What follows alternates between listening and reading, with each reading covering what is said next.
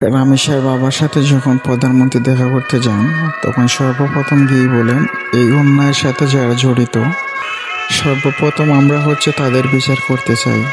এই অন্যায়ের সাথে যে জড়িত তার বিচার আমরা আগে করতে চাই, তার বিচারের ব্যবস্থা আমরা আগে করতে চাই, এইটা আমরা আগে প্রথমে করতে চাই। প্রধানমন্ত্রী আরো বলেন, আপনাদেরকে শক্ত থাকতে হবে। আপনাদের এক মেয়ে আল্লাহ নিয়ে গেছে, আর এক মেয়ে আছে, ওর দিকে তাকিয়ে আপনাদের থাকতে হবে। আপনাদেরকে শক্ত থাকতে হবে, ধৈর্য ধরতে হবে, ওর দিকে তাকিয়ে শক্ত থাকতে হবে।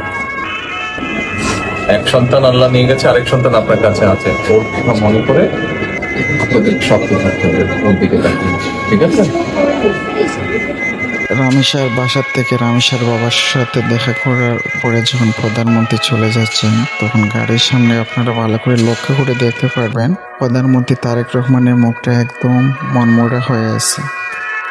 যতটা না রামেশার বাবা কষ্ট পেয়েছে, মনে হচ্ছে তার থেকে অনেকটা বেশি প্রধানমন্ত্রী কষ্ট পেয়েছে। এইরকম একজন প্রধানমন্ত্রী আমরা চেয়েছিলাম। আশা করি এবার দ্রুত বিচারটা হবে।